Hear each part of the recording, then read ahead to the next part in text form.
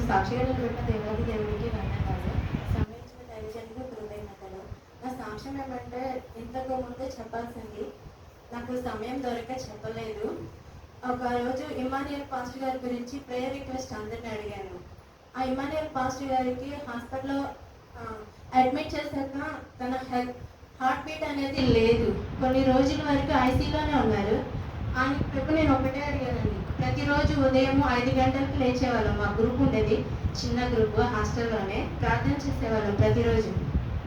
నేను ఆయనైతే ఒకటే అడిగాను, అన్యజనుల మధ్య ఆయన పరిచర్య చేస్తున్నారు, 2 సంఘాలకి వెళ్తున్నారు.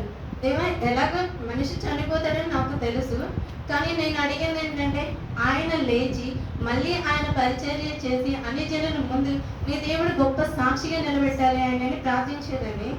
ఆయన అలానే దేవుడు చాలా రోజులు తనని బతికించి వాక్యంలో వాడుకున్నారు. మన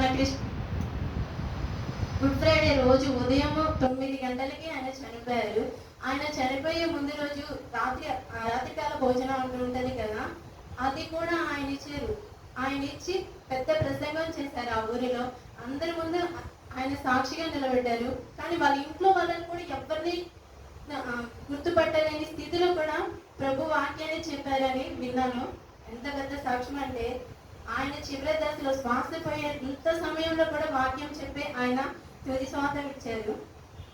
అప్పటి నుంచి నాకు ఒకటే ఆలోచన, దేవా ఇంతగా ఆయన బలపడి నడిపించినందుకు కృతజ్ఞతలని చెప్పుకున్నాను. సాక్ష్యం దేవుడు దీవించిన గాక.